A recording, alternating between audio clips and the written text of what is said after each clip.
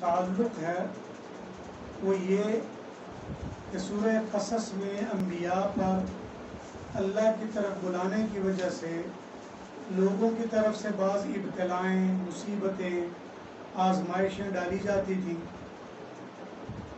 تو سورہ عنکبوت میں ان ابتلاؤں، آزمائشوں کو عام کیا گیا ہے اور بتایا کہ جو بھی ایمان والے ہیں ان سب پر وہ ابتلائیں، آزمائشیں آتی ہیں۔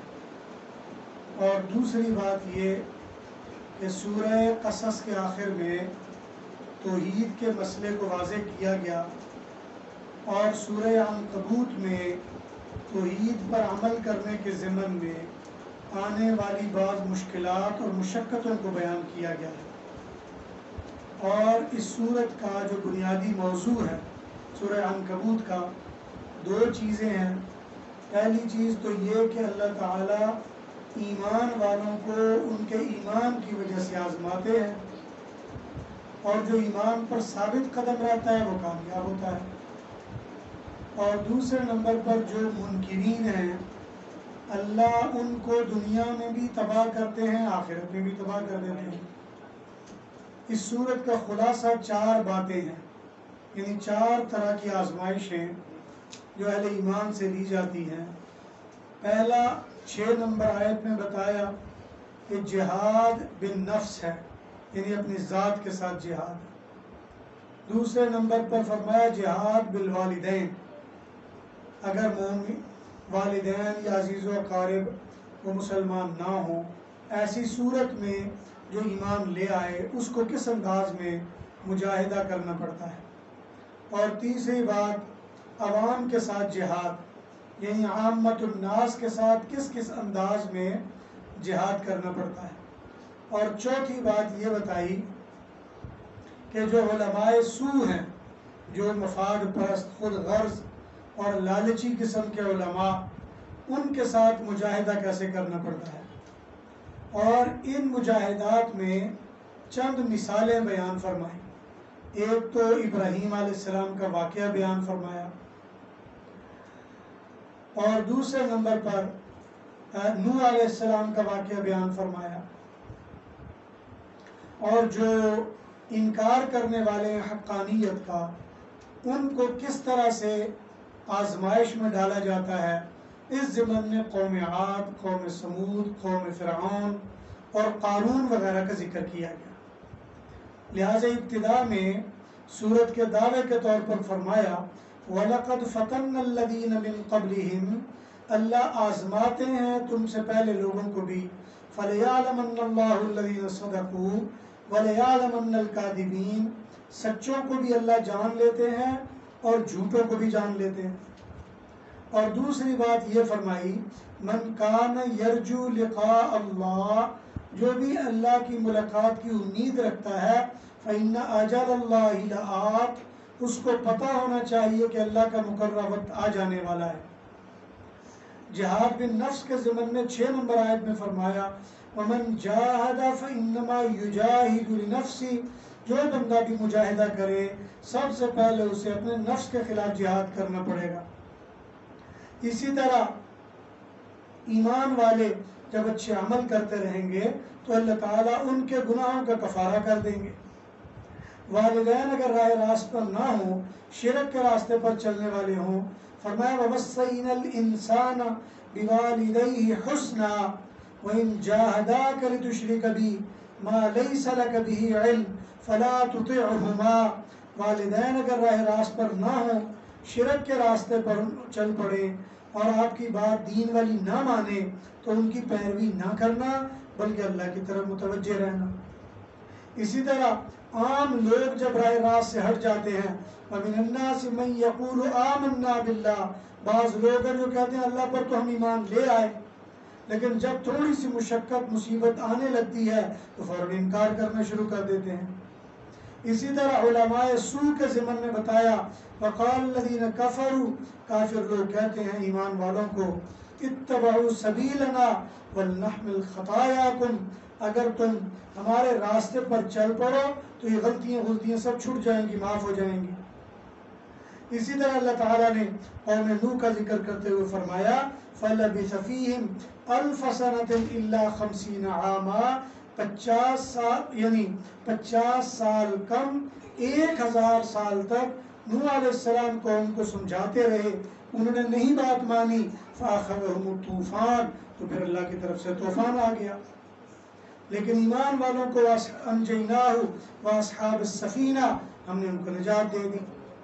ابراہیم علیہ السلام کا ذکر کیا گیا، فرمایا کہ یہ اللہ کی عبادت کرتے تھے، بتوں کی عبادت نہیں کیا کرتے تھے، کیونکہ اللہ کے علاوہ جس کی بھی عبادت کی جاتی ہے لا یملکون لکم رزق، وہ تو رزق کا مالک ہی نہیں ہے۔ اسی طرح بتایا کہ یہ دنیا کا نظام ہے، مرنے کے بعد ایک وقت آ جائے گا کیف یبدئ اللہ الخلق ثم یعید، اللہ دوبارہ تمہیں کھڑا کر دے گا اور ساری چیزوں کا تمہیں عدلہ بدلہ دے دے گا۔ اور اس بات کے لیے فرمایا کہ تم زمین پر چکر لگا کے دیکھو کیسا انجام اور حال ہوا کرتا تھا لوگوں کا۔ جو لوگ اللہ کی آیات کو جھٹلاتے تھے، اس کی ملاقات کو جھٹلاتے تھے، اولئک یئسوا من رحمتی، یہ تو میری رحمت سے مایوس ہو گئے ہیں۔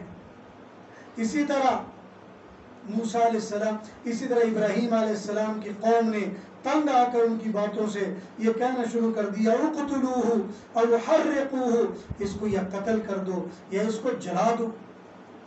اس کے بعد ضمنی طور پر لوط علیہ السلام کا ذکر کیا اور فرمایا اس کے بعد ہم نے اسحاق یعقوب کو بھی پیدا کیا، ان کی اولاد میں نبی بھی بھیجے، اور جو لوط تھے انہوں نے اپنی قوم سے کہا فحاشی کے کام چھوڑ دو، وہ آگے سے کہنے لگے اِنَّكُمْ لَتَأْتُونَ الرِّجَالَ، کہ تم ایسے لوگ ہو یعنی بدخیلیاں کرتے ہو، وَتَقْطَعُونَ السَّبِيلَ اور ڈاکے ڈالتے ہو، وَتَأْتُونَ فِي نَادِيكُمُ الْمُنْكَرَ اور گناہ کے کام سر مجلس کیا کرتے ہو۔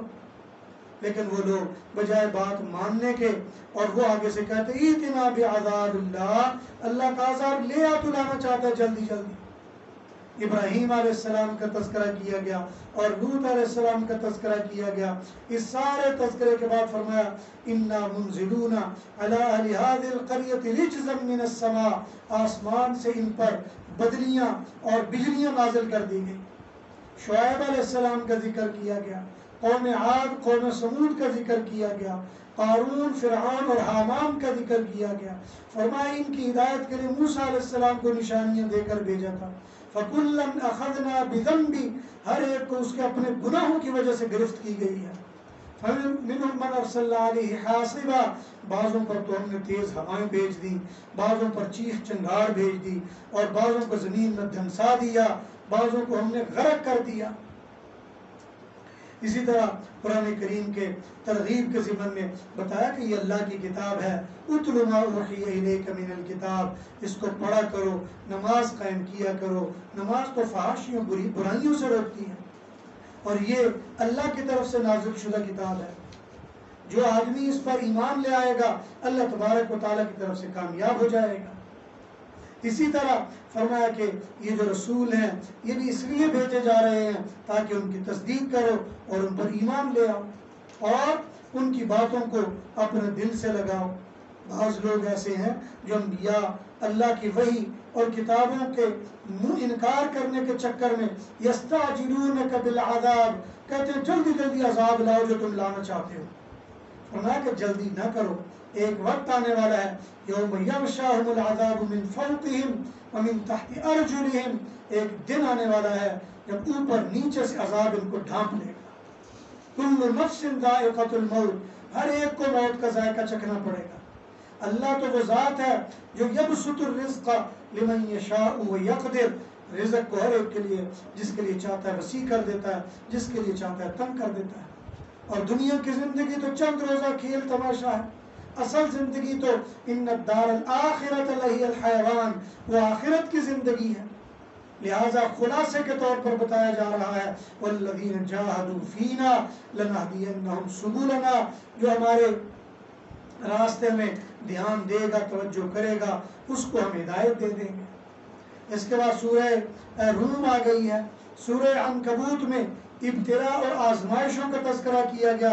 سورہ روم میں بتایا گیا کہ جو ایمان والے ہیں جو ابتلا مصیبتوں پر ثابت قدم رہتے ہیں، اللہ تبارک و تعالی ان کے لیے فتح کا اعلان کرتے ہیں۔ اسی طرح اس سے پچھلی صورت میں توحید کا تذکرہ کیا گیا، اس سورہ روم میں عقلی دلائل سے اس کو ثابت کیا گیا ہے۔ اسی طرح اس سورہ روم کا بنیادی موضوع یہ ہے کہ مومنوں کو کامیابی اور فتح کی بشارت دی جا رہی ہے، اور توحید کو ثابت کرنے کے لیے، توحید پر قائم رہنے کے لیے اعلان کیا جاتا ہے کہ جو اس پر قائم رہے گا وہ کامیاب ہو جائے گا۔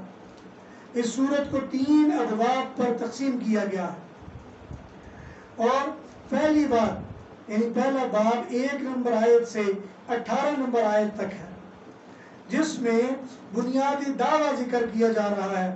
فرمایا کہ الذین وهم من بعد غلبهم سیغلبون، ایک وقت آنے والا ہے ان قریب لوگوں کو غالب کر دیا جائے گا، اور جب غالب کیا جائے گا تو للہ الامر من قبل ومن بعد، اللہ کا اس دن سارا معاملہ ہوگا۔ وعد اللہ لا یخلف اللہ وعدہ، اللہ کا وعدہ پورا ہونے والا ہے، اور اللہ کبھی اپنے وعدوں کی خلاف ورزی نہیں کیا کرتا۔ اسی طرح فرمایا اولم یتفکروا فی انفسہم، اپنے آپ میں غور نہیں کرتے ہو کہ اللہ تعالیٰ نے کیا کیا نظام تمہارے لیے بنائے ہیں؟ زمین پر چکر لگا کر دیکھتے نہیں ہو کہ تم سے پہلی قومیں کانوا اشد منہم قوہ، کتنی طاقتور تھی، وآثاروا الارض، اور زمین پر کتنے انہوں نے محلات اور تعمیرات بنائی تھی، عمروہا اکثر مما عمروہا، اور بہت زیادہ تعمیرات تھی، لیکن انجام کیا نکلا؟ ان کا نام و نشان مٹا دیا گیا۔ پھر دوسری عقلی دلیل دیتے ہوئے بتایا اللہ یبدأ الخلق ثم یعیدہ، اللہ جس کو چاہتا ہے بناتا ہے اور دوبارہ بھی اس کا اعادہ کر دیتا ہے۔ ان قریب قیامت آنے والی ہے، مشرکوں کو پتہ چل جائے گا۔ جو ایمان والے ہوں گے فَهُمْ فِي رَوْضَةٍ يُحْبَرُونَ، وہ تو باغات میں ہوں گے۔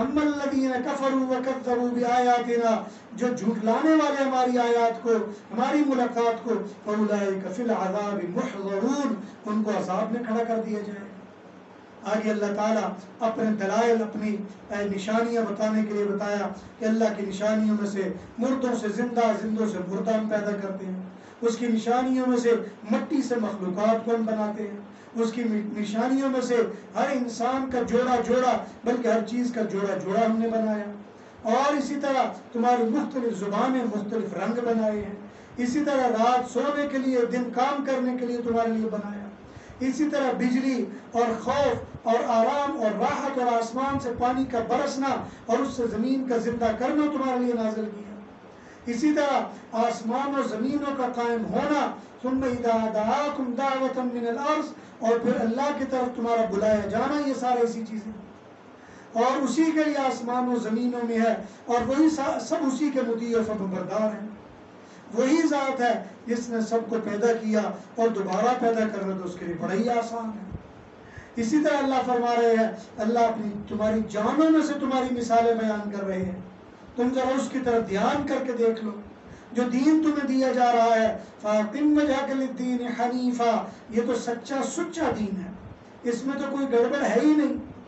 مُنِيبِينَ إِلَيْهِ، اسی کی طرف دھیان دینا چاہیے، وَاتَّقُوهُ، تقوی اختیار کرنا چاہیے، وَأَقِيمُوا الصَّلَاةَ، نماز قائم کرنی چاہیے، وَلَا تَكُونُوا مِنَ الْمُشْرِكِينَ، مشرک نہیں ہو جانا چاہیے، مِنَ الَّذِينَ فَرَّقُوا دِينَهُمْ، اور دین میں رخنا اندازی کرنے والا نہیں بن جانا چاہیے، وَكَانُوا شِيَعًا، گروہ میں نہیں بٹ جانا چاہیے، كُلُّ حِزْبٍ بِمَا لَدَيْهِمْ فَرِحُونَ، اور بدباطل لوگ جو ہیں یا باطل پر چلنے والے، وہ تو اپنے باطل چیزوں پر بڑے خوشحال ہو کر زندگی گزار رہے ہوتے ہیں۔ اسی طرح فرمایا اللہ وہ ذات ہے جو تمہارے لیے رزق کو وسیع کر رہا ہے اور تمہارے لیے سارا نظام بناتا ہے۔ جو تم لوگوں کو مال دیتے ہو، مال وہ زیادہ نہیں ہوتا، بلکہ ما آتیتم من زکوٰۃ تریدون وجہ اللہ، جو اللہ کے راستے میں خرچ کرتے ہو اصل وہ زیادتی ہوتی ہے۔ اللہ وہ ذات ہے جس نے تمہیں رزق بھی دیا، تمہیں زندگی بھی دی، تمہیں موت بھی دی۔ جو شرک اختیار کرے گا اس کو معلوم ہونا چاہیے اللہ شرک سے پاک ہے۔ تمہارے شرک کی وجہ سے زمین پر اور ساری اس مخلوقات میں فساد برپا ہو چکا ہوا ہے۔ تمہیں چاہیے کہ اللہ کے لیے اپنے آپ کو مطیع اور فرمانبردار کر دو۔ اللہ کی نشانیوں میں سے ہوائیں ہیں جو چلتی ہیں اور اس کے ذریعے پورا نظام چلتا ہے۔ اللہ کی نشانیوں میں سے ان تیز ہوائیں اور ہواؤں کے دوش پر بادلوں کا چلنا ہے۔ ذرا دیکھو یہ کیسے اللہ نظام چلا رہے ہیں۔ اللہ کی نشانیوں میں سے کیف یحیی الارض بعد موتها، آسمان سے پانی اترتا ہے، زمین کے مردہ ہو جانے کے بعد کیسے اس کو زندہ کر دیا جاتا ہے۔ ہم ہوائیں بھیجتے ہیں، مردوں کو زندہ کر دیتے ہیں، تم تو مردوں کے پیچھے پڑے ہو اور کہتے ہو کسی طرح ہماری سن لیں۔ مردے تمہاری کیا سنیں گے، تمہاری تو ایک اللہ ہی سنے گا۔ اللہ نے تمہیں کمزوری سے پیدا کیا، پھر تمہیں کمزوری میں لوٹایا، پھر ایک وقت آئے گا تم پر کمزوری ڈال دے گا، وہ ہر چیز پر قدرتیں رکھنے والا ہے۔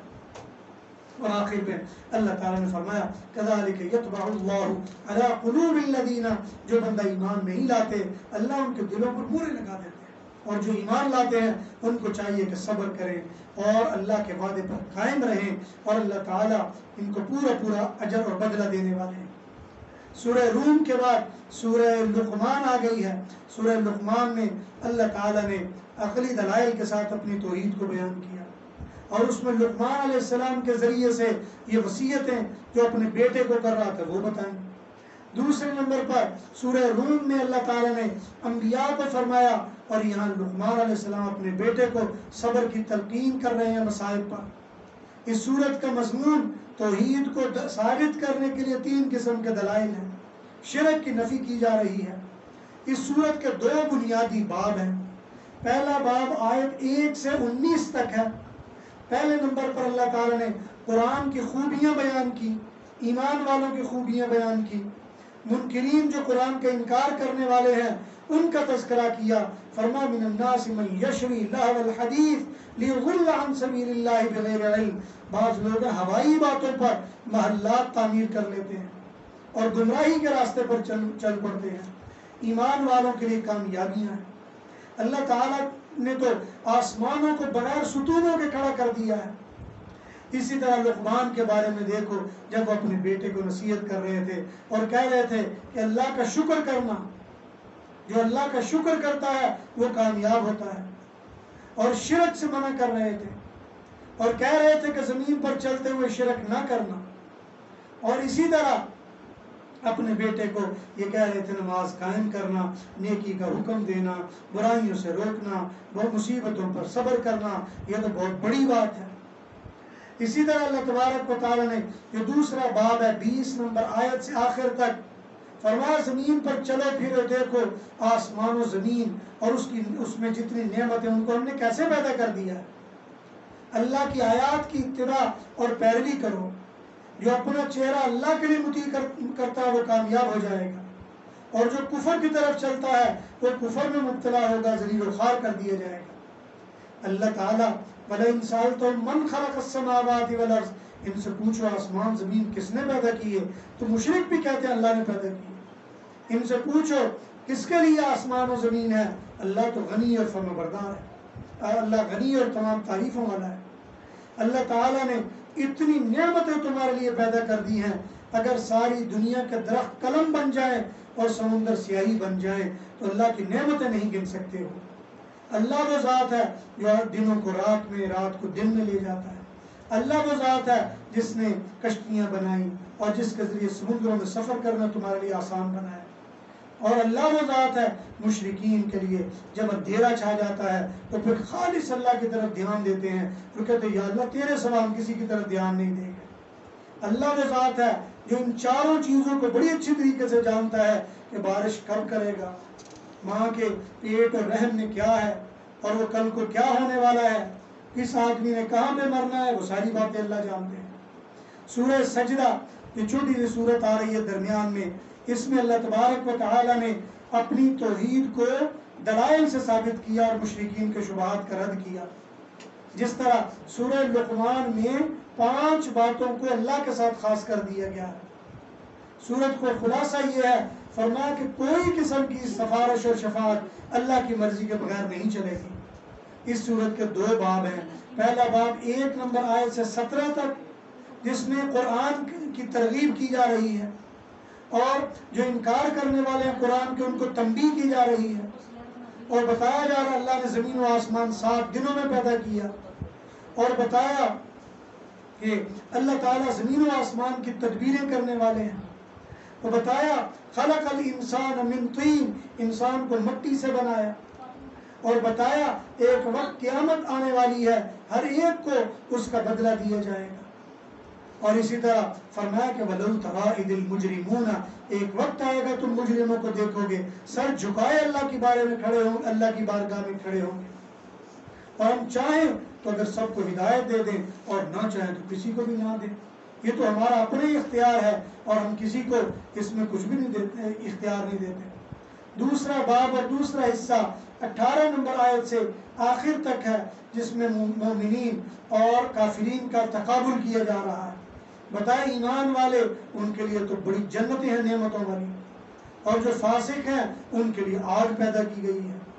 وَلَنُذِيقَنَّهُم مِّنْ عَذَابِ الْأَدْنَىٰ، اور ان کو عذاب میں مبتلا کیا جائے گا۔ مختصراً بتایا کہ موسیٰ علیہ السلام کو ہم نے کتاب دی، لوگوں کو کہا ان کی بات ماننا اور ان کی پیروی کرنا، لیکن لوگ شک میں پڑ گئے۔ ہم نے موسیٰ علیہ السلام کو وَجَعَلْنَا مِنْهُمْ أَئِمَّةً، دنیا کا امام بنایا۔ اولم یہدی لہم کما اہلکنا من قبلہم من قرن، کیا تم دیکھتے نہیں بہت ساری قومیں ایسی گزری ہیں جو اللہ کی نافرمانی کیا کرتی تھیں اور اللہ تعالیٰ نے ان کو مصیبتوں میں مبتلا کر دیا۔ کافر لوگ وہ تو بڑی جرأت سے پوچھتے ہیں وَيَقُولُونَ مَتَىٰ هَٰذَا الْفَتْحُ، یہ بتاؤ یہ وقت کب آئے گا جب مصیبتیں ہماری ٹل جائیں گی۔ قُلْ يَوْمَ الْفَتْحِ، آپ ان سے کہہ دیجئے بابا وہ دن وہ وقت ہے لا ينفع الذین کفروا ایمانہم، جس دن کافروں کو بھی ایمان کام نہیں دے گا، ولا ہم ینظرون، اور نہ ان کو مہلت دی جائے گی۔ تو یہاں پر ہم نے ختم کیا سورہ احزاب کا کچھ حصہ جو انشاءاللہ کل اس کی خلاصہ بیان کیا جائے گا۔ دعا ہے اللہ ذوالجلال سے جو کہا سنا گیا اللہ اپنی بارگاہ میں قبول فرمائے۔ الحمدللہ رب العالمین۔ ربنا تقبل منا انك انت السميع وتب علينا انك انت التواب